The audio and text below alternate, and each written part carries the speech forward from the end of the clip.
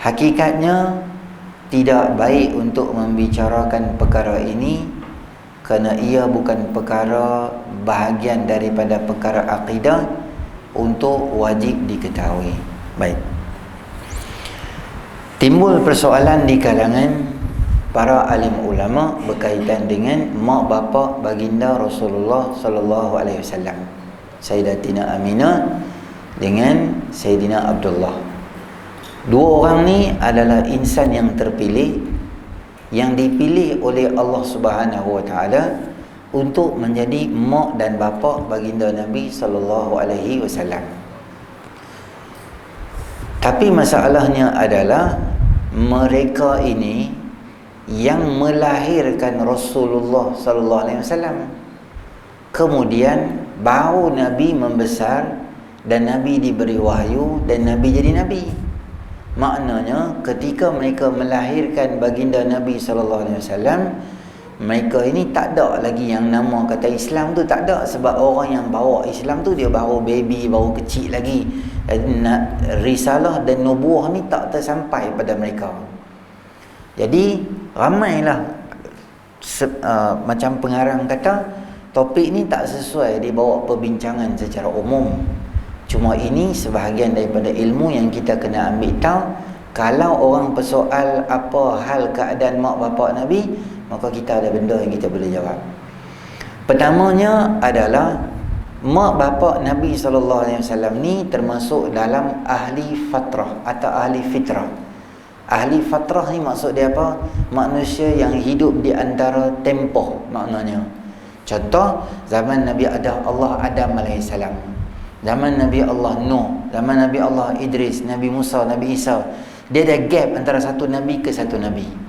Katalah Nabi satu pertama Nabi tu bawa Islam, orang semua jadi elok beriman dengan Allah. Kemudian Nabi tu wafat, ada lagi pengikut-pengikut Nabi, orang kanan yang bawa Islam.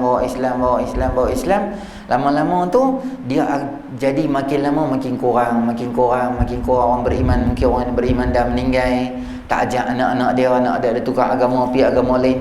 Lama-lama dalam tempoh ratus ribu tahun ni, contohnya lama-lama dia jadi orang semua jadi tak beriman, tak kenal dah Islam, tak kenal dah akidah, mula sembah, sampailah Nabi lain akan mai balik. Jadi dalam akidah kita Ahlussunnah wal Jamaah, orang yang duduk di antara tempoh dua Nabi ni dinamakan mereka ini sebagai ahli fitrah atau ahli fatrah. Fatrah tu maksud dia zaman atau tempoh. Fitrah ni orang yang hidup dalam keadaan dia tak tahu, tak sampai kepada dia hukum taklif syarak ni tuan-tuan. Orang nak dibebani dengan taklif syarak ni, dia mesti benda tu sampai dekat dia. Sebab Allah Ta'ala sebut, وَمَا كُنَّا مُعَذِّبِينَ حَتَّى نَبْعَثَ رَسُولًا. Kami tidak akan azab sesuatu kaum selagi kami tak hantar Nabi kat mereka. Maknanya Nabi Nabi peringat apa, kaum Ma'ad, kaum Samud terang-terang lawan Nabi, Fir'aun terang-terang lawan Nabi, maka Allah marah pada mereka. Allah takdirkan mereka ni masuk neraka Allah Ta'ala kerana mereka lawan Nabi. Kerana Nabi tu ada depan-depan, dia fight dengan Nabi tu, Allah bagi satu musibah yang besar pada mereka ni, dunia dan akhirat. Tetapi kita bincang ahli fatrah ni maknanya apa? Orang yang dah jauh daripada Nabi dan Nabi baru tak mai lagi kat mereka, maka golongan ini dinamakan ahli fitrah. Maka balik pada ayat daripada surah Isra tadi, dan tidaklah kami akan azab sesuatu kaum selagi kami tak hantar Nabi kat mereka. Maknanya lagi kami tak hantar Nabi kat hampa, kami tak ajak hampa, kami tak suruh hampa buat benda baik dan hampa tak tahu benda tu, maka taklif syarak tu jatuh ke atas mereka, dan mereka tak semayang ke, mereka tak puasa ke, mereka tak buat baik ke, mereka tak tahu benda tu, orang tak nak, maka diampun dan dimaafkan oleh Allah Subhanahu Wa Taala. Itu yang pertama. Sama macam kita sekarang ni lah. Kalau ada di dunia ni lah, kalau ada lah, tapi rasa-rasa tak ada. Handuk corok mana pun hantar akidah Islam, semayang. Tambah handuk Malaysia, dia tahu tak semayang. Kita kena semayang lah. Aku tak tahu semayang betul kena semayang 5 waktu. Aku tak pernah dengar semayang. Hang ni keluar pada mana? Keluar pada kotak. Duk dalam gua apa orang boleh tahu. Duk dalam gua pun dia tahu akidah tu apa, iman tu apa. Handuk di Antartika kawan dengan beruang kutub hak putih tu duk makan ikan salmon tiap hari pun hantar Islam tu apa. Handuk dalam hutan pun hantar juga. Dengan zaman sekarang ni, dengan teknologi maklumat dan sebagainya, Islam sampai juga dekat dia ni. Kalau tak sampai contohnya, maka gugurlah syarak pada dia. Lagi orang yang gugur syarak pada dia ni, nanti kita bincang bab gugur syarak tu, tapi dah lama masuk kita cerita dah. Orang yang gugur taklif syarak pada dia ni apa? Baby. Orang yang belum akil dan belum baligh lagi. Umur 2 tahun. 2 tahun kita tak boleh bawa kat dia. Awak tak bayar zakat. Dia tu kecil dia tu dia. 2 tahun dia merangkak saja. Pakai pampers untuk melorot lagi, hampir bayar zakat. Zakat apa? Dia terajar Milo kita, dia belah betul ya. Tak tahu, kita tak boleh paksa dia semayang, tak boleh paksa dia puasa. Budak 1 tahun setengah tu kita tak menyusu badan kat dia, tak bagi kat dia bulan puasa. Sebab apa? Sebab kita kata hang kena puasa kecil-kecil, Tuhan suruh hang puasa, hang tak hidup mengada. Dia kecil, dia tak payah puasa. Taklif syarak kat dia tak ada, sebab dia tak akil lagi, ataupun dia tak baligh lagi. Sama juga, tak sampai lagi. Tapi kita kena ajak lah benda-benda tu. Tapi dia tak buat, dia tak dosa. Lagi orang yang hilang taklif syarak ni siapa dia? Orang yang buta, orang yang pekak dan bisu. 3 serangkai kat dia. Kita nak ajak kat dia cara semayang pun dia tak tahu, sebab dia tak nampak. Kita cakap dengan dia pun dia tak tahu, dia tak ingat. Dia nak cakap balik pun dia tak tahu nak suruh dia semayang macam mana. Tak, 3-3 dia kat dia. Kalau dia buta je, dia boleh dengar. Dengar ni, okey, hang kena rukuk. Okey, hang kena angkat balik. Ada tulisan braille. Oh, macam ni. Kita boleh ajak dia. Ada banyak orang yang buta yang pandai. Syekh saya di Mesir tu berlama-lama. Syekh buta. Tapi pandai, semua benda boleh buat. Buta boleh lagi. Kalau dia pekak, dia boleh nampak. Kita tunjuk kat dia, dia boleh baca, dia boleh buat, ada cara orang nak buat. Tapi kalau 2-2, 3-3 tu hilang, maka dia tak boleh. Tapi kalau tangan tak ada, kaki tak ada, semua fungsi elok, dia boleh lagi. Setakat tangan tak ada. Jadi badan hang kotak je. Kotak tu dia macam kotak. Kepala dengan kotak. Macam tu Lego badan gitu. Tapi kena semayang ni kak. Sebab Lego ada cara semayang ni. Bukan Lego tu kena semayang. Lego tak payah semayang. Kita. Jadi dalam banyak-banyak kriteria orang yang terlepas, yang belum sampai taklif syarak, syarak tu tak dibeban kat atas dia, adalah orang yang belum sampai seruan Islam dekat dia. Tu yang pertama. Yang kedua juga Allah Ta'ala sebut, tengok dalam kitab kita tu, walladzina yu'dhuna rasulallahi lahum 'adzabun alim. Bukan, ini ayat berkaitan orang yang seksa Nabi SAW. Ayat lain dalil dia apa? Allah Ta'ala sebut di flap, Allah Ta'ala sebut litunzira qauman ma atahum min nadhirin min qablika la'allahum yahtadun. Untuk engkau beri peringatan kepada kaum yang belum pernah dihantarkan Nabi untuk beri peringatan pada mereka. Moga-moga mereka mendapat hidayah. Maknanya Nabi mai pada satu kaum dan satu bangsa yang belum sampai lagi seruan syarak pada dia. Baru Nabi nak ajak. Sebelum Nabi jadi Nabi, semua tu dimaafkan oleh Allah SWT. Tambahan pula, orang-orang yang buat baik, macam kita bincang dalam siri dulu, siapa dia? Abu Lahab sendiri. Kerana dia seronok dengan kelahiran Nabi, dia merdekakan Thuwaibah al-Aslamiyah. Dia merdekakan, sebab tu Allah beri sedikit keringanan pada dia dalam azab Allah SWT. Apa dia?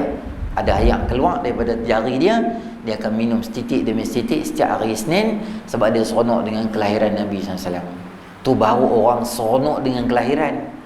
Takkanlah orang yang melahirkan Nabi Allah nak bulan neraka. Jadi kita faham, tengok Imam Suyuti mengupas secara panjang lebar berkaitan lebih kurang 30 muka surat dalam Al-Hawi Al-Fatawi dalam masalah usul diniyah, dalam bab khusus berkaitan dengan masalik Al-Hunafa fi walidil Mustafa, berkaitan dengan mak bapak baginda Nabi SAW. Jadi cukup perbincangan yang kita boleh faham di situ bahawa mak dan ayah baginda Nabi SAW diletakkan oleh Allah SWT di atas kemuliaan yang lebih hebat sekali, kerana mereka ini melahirkan Sayyidul Anbiya wal Mursalin. Dan mustahil Allah nak letakkan benih manusia yang paling hebat ini di dalam rahim satu orang yang tak beriman pada Allah SWT. Mustahil Allah nak letak benih kelahiran Nabi di dalam rahim orang yang tak sujud pada Allah Subhanahu wa taala. Kata Imam Baijuri dalam Tuhfatul Murid ala Jawharut Tauhid, apabila kamu mengetahui bahawa ahli fitrah itu golongan selamat di akhirat menurut pendapat terpilih, maka kamu juga akan tahu bahawa kedua mak bapak Nabi SAW juga terselamat disebabkan mereka tergolong dalam ahlul fitrah. Kalau bahasa Melayu, ahli fitrah. Bahkan nenek moyang Nabi SAW terselamat dan dihukum sebagai generasi yang beriman kerana tidak ada seorang di kalangan mereka yang terjebak dengan kancah kekufuran, kotor serta benda yang mengaibkan marwah baginda Marwah yang dilakukan oleh orang Arab jahiliah. Biasa yang orang Arab ni buat ni, semua mak bapak keturunan Nabi SAW ni Allah pelihara daripada sembah berhala, daripada buat benda dosa, berzina, minum arak dan sebagainya, semua dipelihara oleh Allah Ta'ala kerana nak melahirkan satu orang manusia yang sangat hebat. Kata Imam Suyuti, ada kitab khusus berkaitan dengan tu, berkaitan dengan Islamnya kedua-dua bapa baginda Nabi SAW. Bahkan tuan-tuan, bahkan juga termasuk pendapat ulama yang menyatakan bahawa datuk Nabi SAW Abdul Muttalib termasuk dalam ahli fitrah. Ada juga saat kita akan bincang berkaitan dengan Abu Talib, pakcik Nabi SAW juga termasuk dalam orang yang beriman pada Allah SWT. Ini perbahasan di kalangan para alim ulama nak jaga nasab keturunan baginda Nabi SAW. Datuk Nabi yakni Abdul Muttalib termasuk dalam ahli fitrah. Seperti mana yang jelaskan di atas. Maknanya bila mak bapak Nabi masuk ahli fitrah, termasuk jugalah yang namanya adalah tok Nabi SAW, sama dengan Abdul Muttalib. Dalam peperangan Hunain, dalam perang Hunain, perang Hunain ni berlaku sejurus selepas beberapa minggu pembukaan kota Mekah. Pembukaan kota Mekah. Jadi Nabi SAW bawa geng-geng Madinah, orang Ansar, dan Nabi bawa juga geng-geng yang baru masuk Islam di kalangan orang Mekah ni pi join untuk perang Hunain, lawan dengan puak Hawazin. Depa ni semua jenis pakar apa? Pakar panah. Bawa pi perang. Yalah, bila bawa geng-geng hak baru masuk Islam orang Mekah ni, jadi kesediaan mereka untuk masuk perang, cederakan diri, yatimkan anak, jandakan isteri untuk Islam tu dia tak sampai lagi. Macam sahabat perang Uhud, perang Badar, dia belum level, baru masuk Islam, terkejut tergempar. Nabi mai pembukaan kota Mekah, ramai masuk, kami pun join juga. Tiba-tiba perang Nabi bawa mereka. Bila bawa mereka ni mai, tambahan pula lawan dengan puak Hawazin dan jumlah yang Islam yang ramai. Tapi apa yang berlaku? Panahan daripada puak Hawazin yang terlalu banyak dan terlalu cepat. Mereka ni yang hebat sangat ni, banyak-banyak dia turun ni, sehingga menyebabkan kelang kabut. Ada ramai orang yang lari dan belah dan tinggal medan perang. Mereka tinggal, mereka belah. Kecuali sahabat yang senior, mereka tak belah, mereka duduklah. Dan mereka pegang tali kaldai baginda Nabi SAW. Sebab Nabi ni orang semua duk turun ke bawah. Nabi nak pi ke medan tu. Maksudnya Nabi nak fight dengan orang. Nabi tak lari, Nabi berani, Nabi nak pi.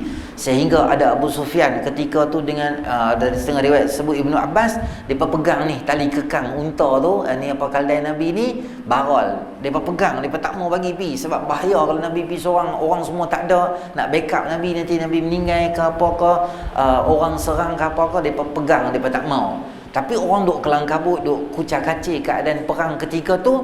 Nabi SAW suara yang tinggi dan kuat, Nabi kata, ana nabiyyun la kadhib, ana banu Abdul Muttalib. Aku Nabi yang tak pernah tipu hangpa. Maknanya aku bawa hangpa mai perang, aku jangan sangka aku belah, aku tinggal hangpa. Dah, aku duduk di sini, aku ada lagi. Hangpa jangan lari, mai kita masuk dalam perang.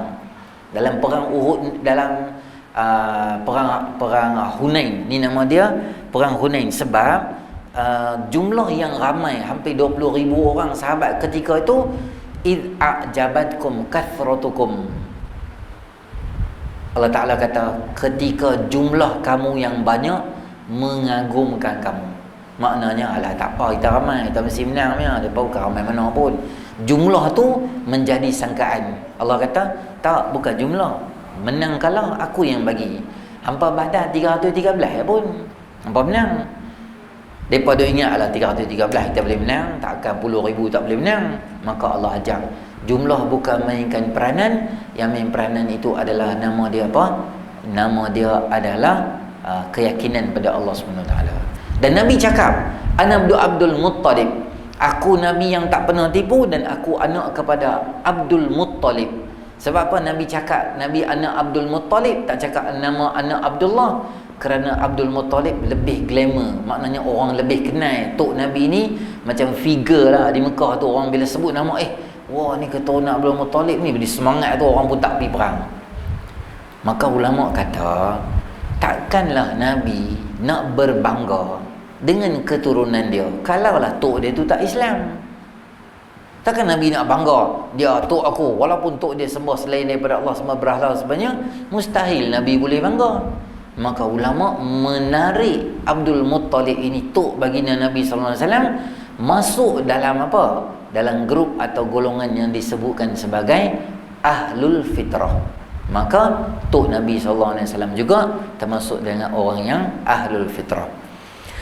Abu Talib meninggal dalam keadaan Islam. Perkara ini khilaf. Yang kita tahu Abu Talib ni siapa dia? Pakcik Nabi SAW yang jaga Nabi daripada bila? Daripada umur Nabi darjah 2, 8 tahun duduk dengan Abu Talib. Sampai bila Nabi duduk? Sampai Abu Talib meninggal dunia. Maksudnya sebahagian besar daripada kasih sayang mak dan bapa dan tok yang dah hilang, kesemua itu, sayang mak, sayang ayah, versi kasih sayang sebagai seorang ketua keluarga, semua Nabi dapat daripada Abu Talib, pakcik Nabi SAW. Pakcik original lah. Nabi ada beramai pakcik. Antara pakcik Nabi siapa dia? Abbas ibnu Abdul Muttalib, pakcik Nabi juga. Antara pakcik Nabi yang kelima, Sayyidina Hamzah. Sayyidina Hamzah yang pakar perang yang disebut sebagai Asadullah. Tetapi umrah dia ada di meninggal syahid dia dekat Uhud. Hamzah Asadullah. Ketika Nabi terlalu sedih kerana kematian Sayyidina Hamzah tu terlalu teruk sangat, dia punya rabak perut dia semua dengan meninggal. Nabi sedih, Nabi menangis. Maka Nabi Allah Ta'ala wahyu, jangan menangis kerana kami telah tuliskan di langit, Hamzah itu adalah Asadullah, Hamzah itu adalah singa Allah Ta'ala. Maka dia meredakan Nabi SAW dengan gelaran yang diberi oleh Allah Subhanahu Wa Ta'ala. Tu pakcik Nabi juga.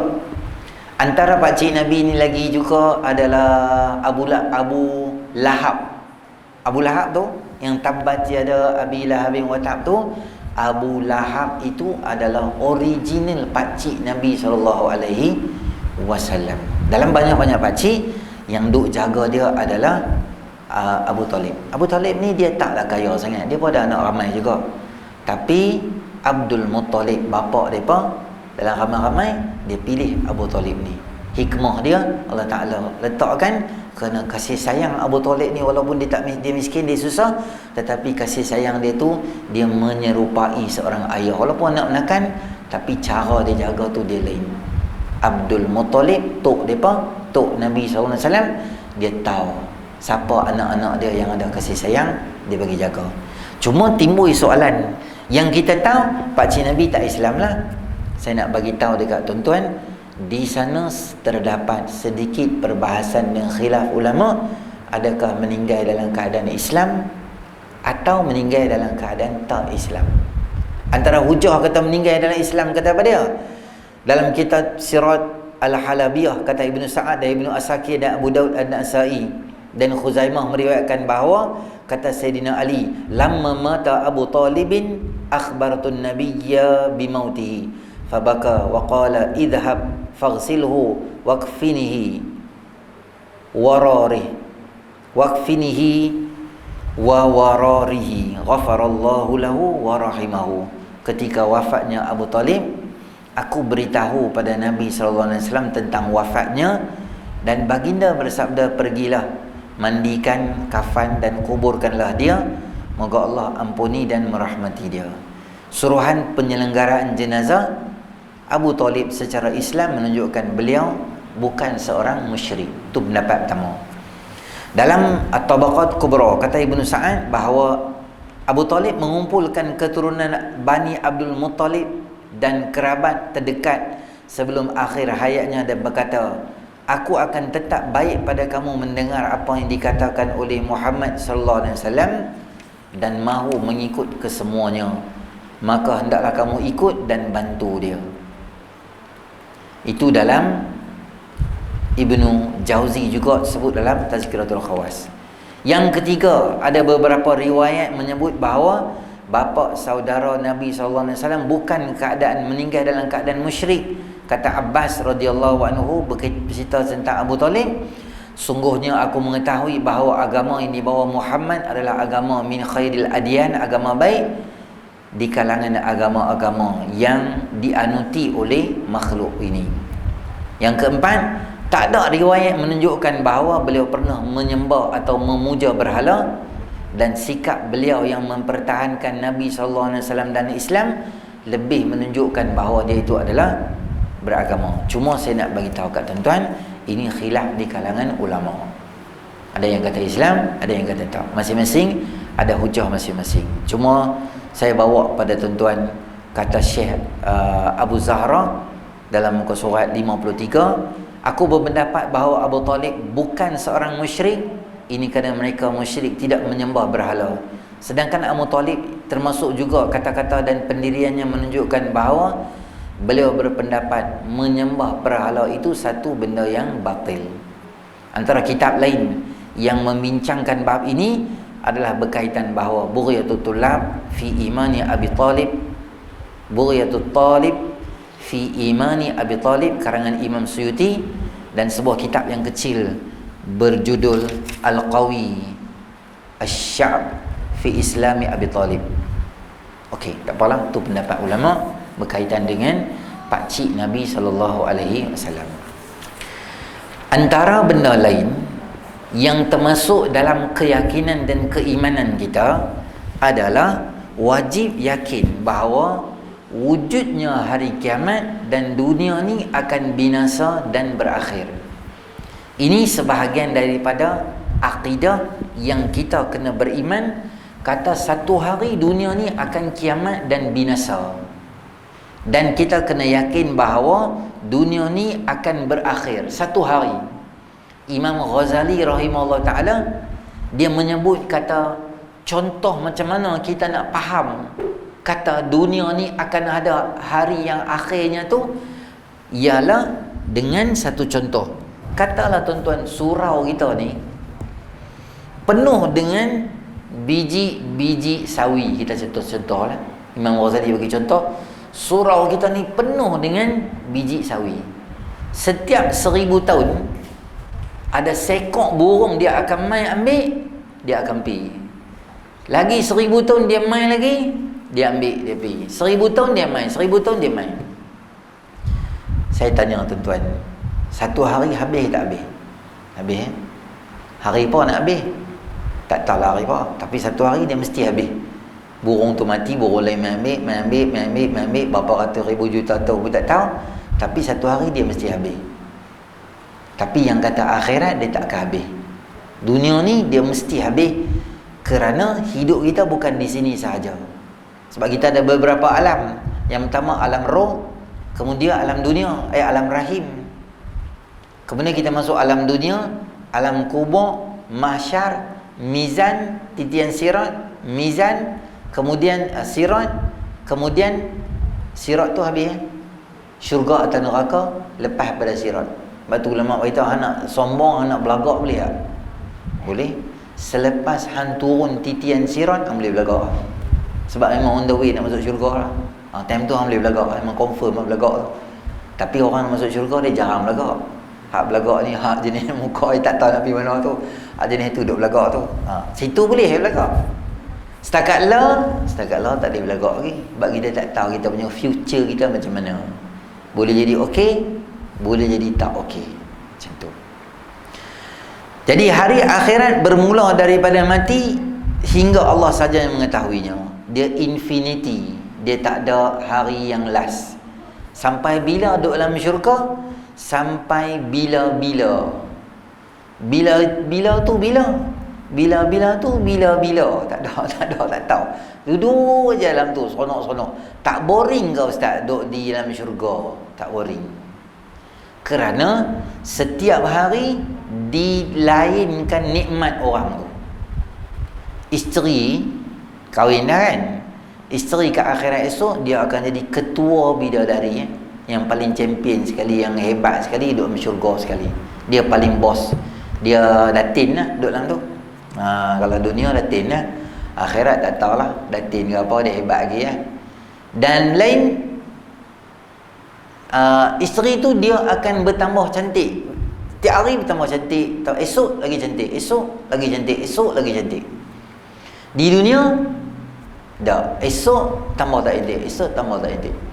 Kita balik rumah lagi, kita buka album kita menikah dulu. 1995 dulu menikah kan.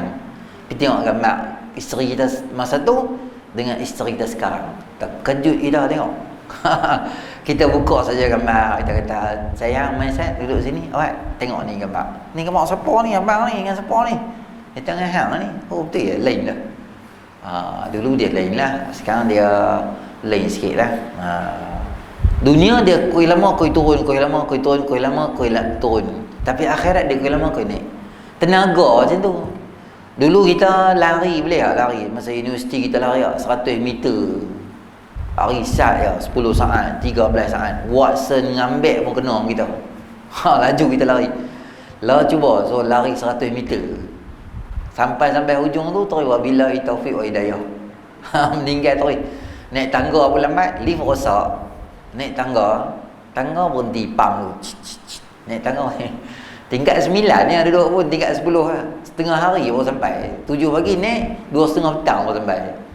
Naik tingkat 3 tidur dulu. Lagi naik pula. Tenaga makin kurang. Akhirat dia dah. Tambah syurga dia lain.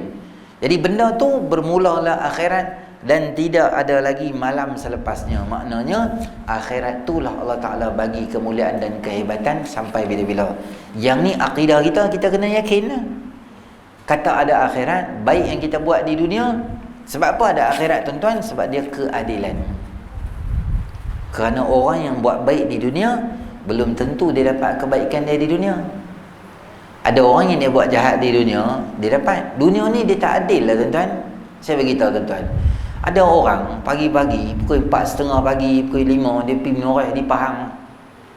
Dia pergi menoreh dengan rimau, dengan sejuk, dengan apa, toreh-toreh sampai pukul apa? Pukul 6:30. Satu dia balik simpan menitik dah getah tu, pergi ambil pula, bubuh pula, pergi jual pula dekat orang tipu pula lagi. Kerja teruk, tapi duit tu tak padan terang-terang pun dapat pun. Harga getah pula tak stabil, saat naik saat turun, banyaknya turun naik tu jarang. Tapi ada orang yang dia tidur kat rumah dia bangkit pukul 11 pagi, sekali gabung sarapan dengan makan tengah hari. Lepas tu ada orang tunggu dia kat bawah, kat depan rumah dia dengan kereta. Dia pergi masuk dalam kereta, dia duduk dalam kereta. Dalam kereta boleh minum kopi, boleh minum apa semua, siap dah, orang bancu siap dah. Sampai di tempat kerja, orang semua bangun kat dia, tuan, datuk, tan sri semua. Dia masuk dalam tu, setiausaha dia nanti mai, sign situ, sign sini. Ada mesyuarat apa? Mesyuarat semua batal, aku tak mau pergi mana. Baik datuk, dia tu pun belah gitu ya. Gaji sebulan 74,000. Tak ada lah. Kalau ikut rajin tu, kawan tu rajin lagi tak? 5:30 bangun dengan susah, hidup selama-lamanya apa semua. Dunia ni tak adil lah tuan-tuan. Ada orang yang dia buat baik kat dunia tapi tak dapat balasan setimpal kat dunia. Bunuh orang, terang-terang dia bunuh dia tu. Terang-terang dia bunuh kawan tu. Ada lawyer pula boleh pergi backup dia.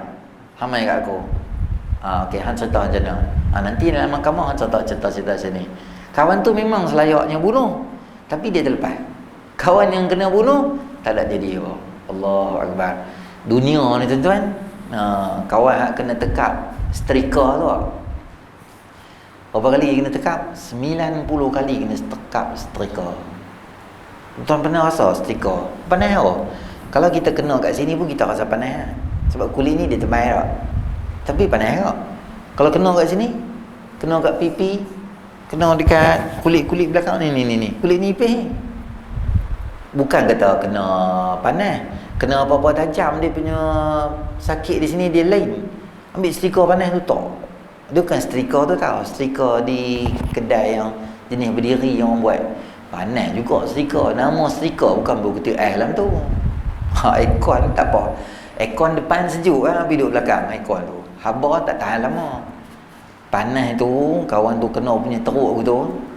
Kata contoh hak pergi mahkamah apa semua, mereka minta rayuan lagi lah, supaya pergi mahkamah lagi, nak kena hukuman yang setimpal. Kadang-kadang kata contoh 2 tahun 3 tahun tak pada kawan tu bakar kawan tu hidup-hidup, bor dalam simen, bunuh dia, korek tanah, bor simen, tutup terus. Tapi lama-lama orang boleh tahu, orang ambil dia keluar semua, cah-cah kena 7 tahun. Tak padan dia tu, suami dia hilang, anak dia susah, isteri dia kelang kabut tu. Hidup tu, sepanjang hidup tu dengan anak kecil nak besar semua, susah hidup dia semua ni. Tapi kawan tu kena penjara 3 tahun. Lepas tu dia start motor, dia ronda pasal malam ikut dan dia gitu ya. Tak ada apa pun jadi kat dia. Dunia ni tak adil. Siapa akan buat keadilan esok? Allah akan buat keadilan. Hang susah di dunia, hang akan dibalas dengan kesusahan hang. Hang bahagia kat dunia, hang akan dibalas dengan kebahagiaan. Hang tipu orang kat dunia, hang boleh lepas, hang pandai. Tapi akhirat hang tak akan boleh lepas. Akhirat tu bukti kasih sayang Allah. Bukti kasih sayang Allah, kerana berapa banyak orang yang susah di dunia akan dibalas juga kesusahan dia nanti di akhirat. Macam tu. Kami kerja susah-susah Ustaz. Lepas tu kami pergi makan, dia buat naya kami jual siakap RM1,000. Boleh jual ikan siakap RM1,000. Dia dalam bab muamalat tuan-tuan. Boleh kita jual ikan, jual apa saja barang dengan harga kita markup macam gila-gila betul pun boleh, kita boleh jual. Syarat dia benda tu bukan benda asas dan makanan ruji untuk hidup manusia seharian. Contoh sebagai dah tuan-tuan berkenan sangat kat sport rim motor Y suku, kita pergi beli di Singapura. Contohlah beli mai rim saja cantik, mau besi elok lah apa semua ni, kita beli berapa? Kita beli RM7,000. Motor pun dah RM10,000 lah. Dia beli rim saja RM7,000. Dia balik mai, dia boh di Facebook dia, boh di IG, TikTok dia apa semua boh. Sport rim yang berkualiti bagus apa semua ni, harga berapa? RM850,000 lebih. Dia markup gila-gila aku tu, sampai tinggi tu. Boleh tak jual? Boleh ya. Kita pergi beli boleh ya? Beli ya. Tapi kita tak boleh kata apa jual sampai 800. Yang ambil beli buat apa? Bingung. Dah hantar RM850,000, boleh beli 2 biji welfare. Yang ambil beli sport rim tu buat apa? Dia tahu, aku tak tahu. Hang tak tahu, tu nombor 2. Tapi itu harga yang dipamerkan. Pertama dia tak paksa kita. Kalau dia bawa pisau, tak beli, yang jaga, yang tu lain. Dan hang pun dah tahu harga dah. Harga macam ni, sekian macam ni. Lepas tu hang nak pergi pulun pergi beli juga. Hang jawab lah. Tu hang kena bayar. Sebab tu sebelum makan kena tanya harga dulu. Tuan-tuan bubur nasi semua sedap lah. Jangan tabuh lagi. Kita pergi memang bikin dah. Dia kata tak apa-apa, makan dulu. Kalau tuan-tuan rasa ragu-ragu dengan jumlah ni, aku ambil ikan ni, aku ambil sotong ni, boleh ke ni, mahal sangat ni. Pergilah tanya orang sepatah. Sotong tak mahal pun, tapi bila masuk kedai jadi mahal. Sotong bolehlah beli sotong, tak ada lah kayangan sangat. Tapi bila dia masuk dalam kari Pak Long tu ya, jadi sekor RM18. Sekali dengan tu, yang dia punya sesungut tu kira sekali ke apa. Allah. Kepala ikan tu, kepala ikan kalau tuan-tuan pergi kedai, kari kepala ikan tu RM85 ke RM120. Kepala ikan saja. Ada orang minat kepala, dia beli ya. Tapi kalau kita tuan-tuan pergi beli ikan betul, bukan main terona pun. Siakap besar-besar pun, dia boleh sampai katalah paling gila dia tu boleh jual besar pun 100-200 dia dapat berapa besar lah tu. Dia jual RM1,000, tak tahu lah dia berapa, dah ambil beli berapa. Yang tak bolehnya dia jual mahal, benda tu benda ruji. Contoh berat. Kalau ada banyak kedai tak apa, Satu je kedai di kawasan kita ni, di kawasan barat daya ni, ada satu je kedai. Daripada balik pulau Betung semua nak beli beras, mesti main kedai ni. Kedai kat Binjai contoh. Semua orang main sini.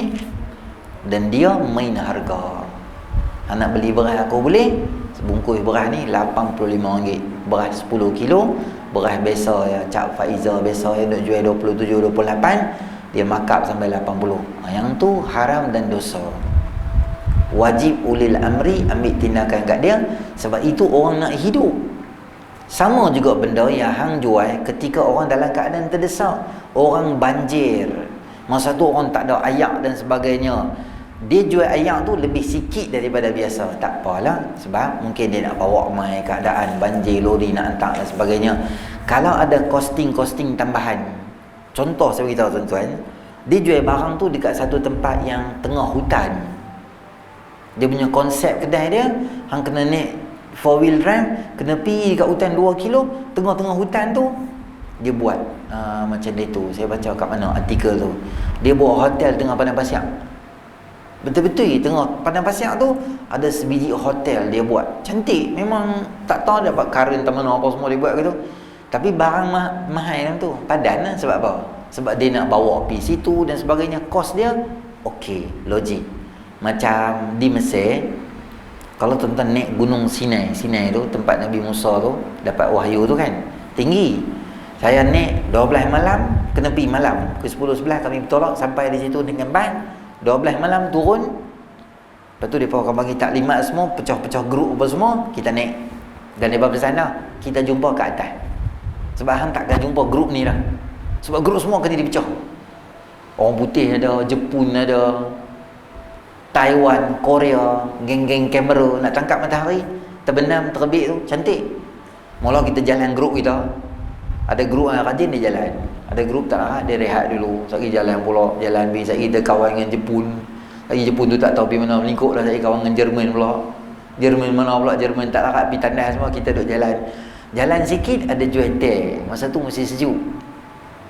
Dia punya teh dia tu ada level. Teh besar ya. Dia main daripada RM5. Sekali kita naik atas sikit ada kedai pula RM10. Main satu lagi kedai pula RM15, RM17, RM18. Kemuncak dia sikit lagi nak sampai ke atas tu, betul-betul dia tu jual teh. Teh besar ya. Saya tanya, cik tu cawan Arab tuan-tuan, cawan tak tu ya. Saya tanya ni berapa? Dia kata RM20. RM20. Saya tergila kan, orang jual teh kat bawah ni 7 rupang, orang jual RM20. Dia kata teh memang biasa, tapi hang tengok ni, dia tepuk unta dia. Unta aku bawa gula daripada bawah ni atas. Kesian kat dia. Okey, logik kan. Daripada bawah tu, tuan-tuan tahu sampai di kemuncak pukul berapa? 7 pagi baru sampai kemuncak. Start 12. Masa tu tuan-tuan memang duk selalu jalan, sihat lah. Umur saya 21, 22. Umur tu saya dah penat dah naik. Bila kita naik dah sampai satu peringkat dah, sampai dah kot, tuan-tuan tengok ada lagi kat atas orang bawa torchlight semua. Ya Allah, ada lagi. Naik pulak, naik sampai dah. Tengok atas ada lagi, tak habis-habis. Bila sampai tu rasa nak menangis tau. Sampai ambil semayang sejuk tang tu, semayang subuh kat atas tu, duduk saat tengok matahari. Bila cerah tuan-tuan, Allah saja hak tahu. Macam kita duduk di bukit yang tinggi lebih kurang 30-40 tingkatnya bangunan. Dan gunung tu memang gunung bukit. Tu dia bawa pergi malam. Kalau pagi memang orang tak naik. Sebab orang tengok bentuk bukit tu memang orang tak wani naik. Bukit Pasiak betul-betul. Betul-betul Bukit Pasiak. Bawah tu ada gereja dengan masjid. Atas ke saya tak ingat, ada satu ruang, ada gereja situ. Dia kena masuk kat gereja tu baru boleh jumpa masjid tu.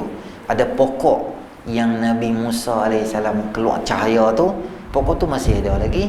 Dan memang turis yang Kristian dan Islam banyak lah daripada pergi situ. Saya nak cerita apa tu, teh jadi mahal. Itu top motif dia. Sebab apa mahal sangat teh ni? Sebab kos dia nak bawa unta tu pun bahaya nak naik di atas. Adalah jalan denai untuk binatang ada. Tonton tak larat boleh naik binatang, unta boleh bawa kita. Tapi macam tu lah. Duk tengok bawah tu, jatuh dengan unta-unta sekali, wabillahi taufik. Memang tak ada kubur lah kalau jatuh, memang tak ada kubur lah. Pecah hancur badan semua. Macam mana? Unta tu saya tengok subhanallah dia boleh naik di atas tu dengan tapi pelan lah, slow and steady, memang mantap lah.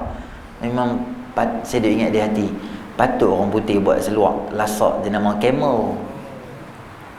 Dia tak boleh rabbit. Rabbit tu lah sangka dia keras saja gitu ya. Kasut ada kasut camel. Tuan-tuan tengok 4-wheel drive kan, kalau dia pergi masuk dalam hutan, dalam sungai apa, yang depa punya logo sponsor dia apa? Camel. Sebab dia memang jenis binatang lasak gitu. Rupanya kita dah tahu dia lasak kat badan pasir ya. Hari ni baru masa hari tu saya tahu dia lasak juga di atas. Dia boleh imbang badan dia yang besar tu dengan orang duduk di atas, naik pelan-pelan di atas tu terlalu tinggi. Jadi kalau kos dia terlalu mahal sampai macam tu tak apa. Kerana bukan harga barang, harga dia nak bawa pergi. Macam Sabah Sarawak lah tuan-tuan. Sabah Sarawak harga dia lebih sikit. Sebab nak bawa pada sini dengan kontainernya, dengan cas dia, maka dia cas orang sikit. Yang tu boleh. Yang tak bolehnya macam saya abang kata tuan-tuan, dia makanan asasi yang semua orang berhajat untuk hidup di kawasan tu, dan dia seorang yang dia jual mahal. Kalau ada orang, ramai orang, banyak kedai lagi tak apa. Ada 17 kedai. Tapi dia seorang yang jual satu beras tu sampai RM80. Lantak kan, orang tak pergi beli kan, tak payah beli kat dia sebab dia mahal sangat. Dah hantar mahal, beli buat apa? Kaedah dia gitu. Boleh nak makan macam mana pun tak apa. Cuma kita tahulah harga barang ni betul ke harga macam tu. Tuan-tuan tengok, boleh tengok online, tengok dia berjual berapa. Lebih kurang yang lebih RM2. Buan dia nak bawa mai pada Tanjung, bawa mai sini, macam tu boleh beli dah. Yang tak boleh, sengaja kita beli barang yang melibatkan barang-barang asasi baru tak boleh. Tak tahulah sebab apa kawan tu buat naik apa up receipt tu, sama ada dia tu habaq harga lain, dia jual lain ke, wallahu alam. Kita pun tak tahu apa kes sebenar yang berlaku. Cuma saya maklum kat tuan-tuan lah, kalau pergi kedai tanya harga dulu sebelum makan. Kan dia pamer kat situ kan, kita boleh tengok. Atau kita dah bubur, pergi tunjuk kat dia sebelum makan. Berapa ni semua ni? Harga RM45. Awak mahal sangat. Ni mama ni kat abang ambil ni, saya ambil biasa je. Lepas tu dia tolak nasi, dia tangan dengan ranjau. Tengok bawah ni, bawah amboi ikan ketui. Tak nampak CCTV. Ranjau aku tahu dah. Okey, tak apa, RM45. Dia lapik dulu siap-siap, foundation semua elok-elok, ikan ketui 5 ketui ikan. Lepas tu baru dia buat nasi, dia buat macam miskin ni, ikan bilis gitu. Tokeh tahu lah. Semua hantu ayak tu buat kerja tu, dia tahu lah. Jadi wajib yakin bahawa pertanyaan dalam kubur, nikmat azab kubur, kehidupan barzakh, mizan, titian sirat, syurga, neraka, hisab, semuanya pasti berlaku. Ni nama dia semua kita panggil dia apa? Sam'iyat. Sam'iyat ni maknanya apa? Benda yang kita dengar tapi benda yang kita tak pernah tengok. Cuba angkat tangan kat saya, siapa pernah tengok titian sirat? Tak pernah. Mimpi ada tapi belum tentu betul benda tu. Kita mimpi je, bayangan, tak tahu betul tak betul. Dan kemudiannya juga benda-benda ni semua kita dengar sahaja. Dan kita yakin bahawa lepas kita meninggal ni ada di kubur. Kubur ni dia boleh jadi luas, boleh jadi sempit. Kemudian kita akan pergi padang mahsyar, titian sirat, mizan, syurga, neraka. Benda tu akan terjadi di akhirat esok ni. Jadi yang ni kita kena letak keyakinan sebahagian daripada akidah. Kalau ragu-ragu, doa mati-mati macam tu lah, tak ada cerita akhirat semua, merepek semua, ada mati hidup balik semua, maka jadi kapiak dulu kini selamanya. Beli mozaik simpan kat rumah, mati tanamkan batu lancang depan sekolah batu lancang, yang boleh pilih ada 3 lot, pilih siap-siap kat kami. Tak boleh tanam dekat kubur bayang lepas, kubur mana-mana tak boleh tanam orang Islam, kerana dia terkeluar daripada Islam kerana meragui syariat. Dan terakhir, wajib yakin bahawa segala sesuatu terjadi mengikut qada dan qadar dan ketentuan daripada Allah, baik buruk yang ditakdirkan sebelum terciptanya makhluk. Segala satu dalam semesta sesuai dengan qada dan qadar kehendak Allah Subhanahu wa taala. Yang ni keyakinan yang kita kena bawa. Rukun iman yang ke-6, semua ni berlaku dengan izin Allah Subhanahu wa taala. Jangan percaya bomo, jangan percaya dukun, jangan percaya pawang, Jangan percaya siapa pun kat dunia ni, semua tu berlaku dengan izin Allah Subhanahu Wa Taala. Tak ada sesuatu berlaku secara sengaja, tak sengaja, tak. Semua tu memang tertulis berlaku saja. Kalau yang ni, kalau orang boleh percaya, insya-Allah Allah yarham Zul Farhan tu dia tak akan meninggal. Hanya disebabkan hilang laptop yang harga mungkin 1, 2, 3 ribu, paling mahal pun 5 ribu lah. Tu memang hebat sekali dah tu. Hanya disebabkan yang tu, dan percaya pula kata-kata orang, dia ni yang ambil, dia ni yang ambil, dia ni yang ambil, yang akhirnya disebabkan akidah yang rapuh menyebabkan kehilangan satu nyawa. Naya tak? Naya. Sebab tu jangan biasa diri percaya benda-benda tahyul tu. Siapa pun tak tahu. Laptop orang hilang, mencari tak jumpa, nak buat macam mana? Hilang. Tu qada dan qadar Allah Ta'ala. Ada Allah Ta'ala bagi balik. Tak ada sudah, hampir report polis, hampir report ke HGP ke apa ke, buat prosedur yang sepatutnya, mereka akan cari. Ada, tak ada lah jawab dia. Allah akan balas balik suka akhirat. Tu akidah kita Ahli Sunnah wal Jamaah. Tapi benda tak ada, kita pergi jumpa bomo nak pergi cari, ada juga, dan kita pun tak tahu masa depan. Sebab orang yang pergi jumpa bomo, dia yakin dengan apa yang bomo tu cakap, maka dia telah kufur dengan agama yang dibawa oleh Rasulullah sallallahu alaihi wasallam. Percaya. Biasa jadi bila tuan-tuan?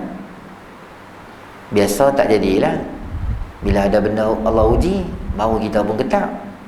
Sekarang kita boleh kemas memang apalah jumpa bomo semua. Kita ni patut yakin Allah Ta'ala semua. Mereka ni merepek ni semua drama lah, punca semua, habis semua dia maki. Tapi satu hari isteri dia WhatsApp, abang, rantai kita beli masa kahwin 15,000 pokong dulu tu hilang, tak tahu kat mana letak. Di mana? Beli sabak ni, balik rumah tu, isteri dia duduk ulang, isteri dia duduk sedih, kepala otak dia duduk main dah. Bomo mana, ada member abang ke apa ke. Tak tanya ya, bukan nak percaya, tanya dia dekat mana. Tu biasa tu. Tanya tu nak beritahu lah. Dia mana tahu. Yang tahu adalah Allah Subhanahu Wa Taala. Kita doa semayang hajat, ya Allah bagi balik barang. Kalau barang ni berfaedah untuk aku, bagi kat aku balik. Macam Ibnu Mas'ud radhiyallahu anhu, hilang barang. Hilang apa? Duit niaga dia. Dia niaga, duit niaga dia hilang. Duit tu dia ikat kat pinggang dia. Dia bangun, duit dia hilang. Orang semua kata kat dia, wahai tuan guru, wahai Imam Ibnu Mas'ud, apa dia? Dia kata, aku letak mana ni? Hilang bekas duit aku yang aku bawa kat pinggang. Kat pinggan. Depa orang yang duk berniaga market sama dengan dia, depa kata tak guna, siapa yang ambil?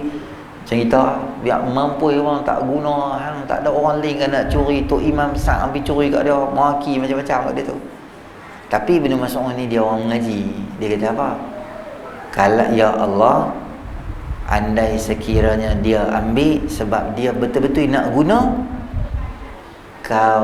aku halalkan dia, biar dia guna benda tu. Dan ya Allah, andai sekiranya dia ambil dengan niat nak mencuri, jadikanlah barang yang dia ambil daripada aku itu, itulah barang last yang dia curi dalam hidup dia. Lepas ni dia tak curi dah. Kalau benda tu faedah, aku halal kat dia. Kalau dia memang dia nak curi, tak apa, yang tu lah benda last dia curi dalam hidup, dia tak curi dah lepas pada ni. Kok mana pun barang tak dapat dah, kita maki dia tu pun bukan boleh jadi apa. Katalah barang kita hilang, tak guna, siapa ambil aksiden bagi mati orang, lori balak gelek kepala hang, kontainer jatuh atas kepala hang, apa semua macam-macam doa kat dia tu. Dak hang doa macam tu pun bukan barang dapat pun. Alah-alah barang tak dapat, biar cari pahala orang tu. Apa dia pahala dia? Ambil dia, aku tak apa, aku bagi kat hang lah, aku niat sedekah kat hang lah, nak buat macam mana, barang pun dah hilang lah. Kalau dapat balik, bagi balik kat aku, report polis semua jalan. Cuma dia punya fikir orang mengaji tu dia lain sikit daripada orang.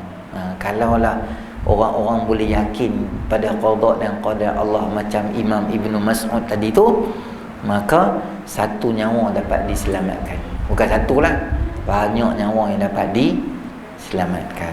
Okey, nanti insya-Allah kita akan tengok kenapa rukun Islam dan rukun iman di awal kitab. Kemudian baru dia masuk bab-bab lain. Baik. Tuan-tuan ada soalan atau tak ada soalan? Macam mana? Dia geram, dia doa-doa mati-mati tu. Tak ada lah dosa. Cuma doa tu orang yang dizalimi, doa dia dimakbul oleh Allah SWT. Orang yang macam orang buat naya kita kan, kita doa dia makbul lah. Tapi Nabi-Nabi pun ada juga doa kebinasaan dekat orang. Contoh, tuan-tuan balik rumah, buka surah Nuh juzuk 29. Nabi Nuh doa, Rabbi la tadhar al-ardi minal kafirina dayyara innaka intazarhum yudillu ibadaka wala yalidu illa fajiran kafara. Ya Allah, jangan tinggal satu rumah kapiak pun kat muka bumi ni. Hantar main banjir, habis semua kapiak. Tak mau tengok lah kapiak. Dia doa begitu. Boleh tak dia doa begitu? Boleh lah, tak ada masalah. Tapi setelah 850 tahun, 950 tahun buat dakwah, baru dia doa macam tu. Maknanya nasihat duk curi. Nasihat duk curi ke? Dia main bara tu lain lah. Ni baru dia ambil duit hang RM2 gitu tak bagi balik, maki gila-gila gitu. Jangan gitu. Tengoklah keadaan nak marah orang boleh. Nabi juga doa kepada beberapa orang supaya mati dalam perang Badar. Siapa dia? Utbah Nabi doa, Utaibah, Abu Lahab. Depa ni yang Nabi doa. Tang mana Nabi doa tu? Tang depa pi ambil perut unta yang busuk main buh belakang Nabi. Sampai Nabi tak boleh bangun dah. Memang dah kira macam geram sangat lah. Nabi yang baik pun Nabi boleh doa kat apa maksud nampak buat yang betul kat Nabi. Nabi marah sangat. Nabi sebut nama-nama ni dan semua nama yang Nabi sebut mati dalam peperangan, dibunuh oleh orang Islam. Boleh doa, tapi tengoklah level kita tu. Dia bermula dengan sabar dulu, kemudian baru dia main satu peringkat nak marah kat orang pun macam tu. Allah pun macam tu. Allah tak turun azab tu. Allah simpan. Kaum Ad, kaum Samud, macam-macam buat naya kat Nabi Saleh dengan Nabi Hud. Last sekali baru kena kat ujung mereka tu. Sebab mereka jual sangat, baru kena. Jadi kita doalah kebaikan pada orang, kerana doa orang yang dizalimi itu dimakbul oleh Allah Subhanahu Wa Taala. Okey, kalau tak ada apa, saya nak bagi tahu kat tuan-tuan yang order kitab apa tu? Kitab 40 hadis berkaitan hari kiamat dan kematian tu, kitab tu dah sampai. Kitab tu satgi lepas sembahyang Isyak saya akan buka kursi doa ni.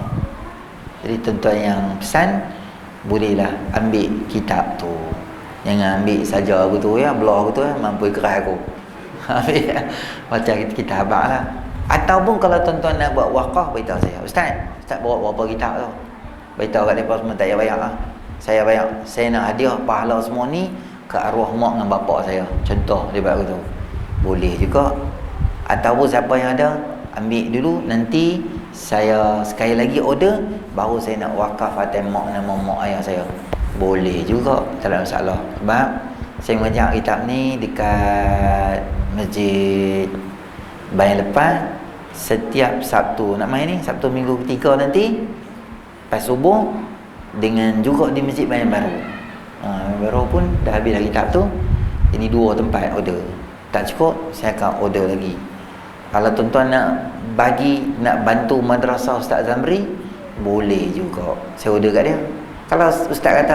Kalau tuan-tuan kata, Ustaz, main nombor Ustaz Zamri, kami nak bank in dekat madrasah dia, boleh juga. Belakang buku tu ada dia punya info madrasah dia semua. Tuan-tuan boleh nak bantu sekolah dia pun boleh juga. Okey, itu saja. Auzubillahi minasyaitanir rajim. Bismillahirrahmanirrahim. Esok tuan-tuan, esok kita asalnya ada Ustaz Nana akan main. Ustaz Izhar Habib ikut jadualnya. Tapi ada sedikit masalah teknikal. Jadi dia ada urusan yang tak dapat dielakkan. Dia minta maaf kat kita. Jadi kuliah subuh esok dibatalkan. Cuma kita ada bulan 12 nanti, bulan 12 kita. Ada 2. Ustazah Fatimah mana bila? 5. Ustaz Zarifi 4 11 12. Okey, hari Ahad 5 hari bulan kita ada seorang penceramah perempuan lah yang akan main. Nama dia Ustazah Fatimah Syarha. Kalau tuan-tuan rajin tengok TV 3, TV 9, TV 8, TV segala makna CCTV semua dia masuk. Dia tu dia banyak cerita pasal motivasi keluarga dan sebagainya lah. Ada buku-buku dia tulis. Jadi dia ada tour, dia main ke Pulau Pinang. Jadi kita kidnap dia untuk ceramah di masjid kita. Dia ustazah tu, dia akan main ceramah. Jadi saya nak mohon kalau boleh masa ustazah tu main, kita bagi ruang kat orang perempuan yang besar sikit. Jadi kita lelaki duduk macam tepi sikit lah. Atau lelaki duduk belakang pun boleh ke. Semua lelaki duduk dalam tirai pula. Jadi kita bagi ruang orang perempuan, dia main depan sikit. Jadi mungkin dia pun tak segan sangat lah. Jadi kalau dia perempuan, lepas tu keliling kelalang duk usah dia gitu pula, dia pun risau ke? Bukan kata dia risau, lelaki dia pun risau. Lelaki dia akan main kat dia. Jadi kita bagi ruang. Jadi nanti kita maklum kat geng muslimat masuk dalam ladies punya group ke apa-apa, pukul naik sikit bagi semua orang main waktu malam. Lepas maghrib dia main, lebih kurang macam ni lah ceramah dia. Nombor 2 bulan 12 juga kita ada penceramah jemputan. Nama dia Al-Fadhil Ustaz Zarifi Daud. Tuan-tuan pernah tengok halaqah TV 9 dengan Dr. Daniel tu? Dia lah yang akan main dekat kita nanti ni. Sebab dia ada tour juga akan main ke Pulau Pinang. Tu bila? 11 hari bulan 12 Sabtu. Ahad kedua. Ahad kedua dia akan main lah subuh. Jadi tuan-tuan buat apa? Malam tu semua nanti kita akan buat poster banner semua. 2 ceramah ni, kalau tuan-tuan rasa nak buat makan ke, buat kenuri ke, nak buat tahlil ke, sedekah ke apa ke, maklumat awal dekat kita supaya kita bagi tahu. Contoh biasa ustaz, masa kuliah Ustaz Zarifi saya nak sponsor bihun pagi, saya nak sponsor nasi lemak, saya order main, nanti dia main hantar 20-30 bungkus. Nanti tuan-tuan bagi tahu lah berapa nak bagi tahu kenuri. Saya akan maklum kat tuan-tuan ke Abang Fadil akan bagi tahu jumlah yang biasa kita nak order. Jangan bawa main letak ke tu. Nak bawa main bagi tahu sebab takut banyak orang yang makanan orang tak ambil. Jadi maklum awal nak buat kenuri ke apa-apa. Satu Ustaz Zarifi, yang kedua yang akan main adalah Ustazah Fatimah. Jadi saya mohon sangat-sangat 2 ceramah ni tuan-tuan mainlah ramai-ramai, bawa family apa semua sekali gitu. Lagi siang pula dia main jauh, ada 4 orang. Lagi kita main congkok lah dengan dia, tinggal 4 orang. Ceramah tak ada orang tak. Setakat ni 2 orang tu lah. Kita akan jemput main untuk bulan hadapan insya-Allah. Baik, itu saja yang boleh saya kongsi dengan tuan-tuan. Okey. A'udzubillahi minasyaitonir rajim. Bismillahirrahmanirrahim. Alhamdulillahirabbil alamin. Wassalatu wassalamu ala asyrafil anbiya'i wal mursalin wa ala alihi washabihi ajma'in. Allahumma anfa'na bima 'allamtana wa 'allimna ma yanfa'una wa zidna ilma. Rabbana atina fid dunya hasanah wa fil akhirati hasanah wa qina adzabannar. Wassallallahu ala sayyidina Muhammadin nabiyil ummi wa ala alihi washabihi ajma'in. Walhamdulillahirabbil alamin. Fidas nanti ambil pagi dah lepas isyak nanti.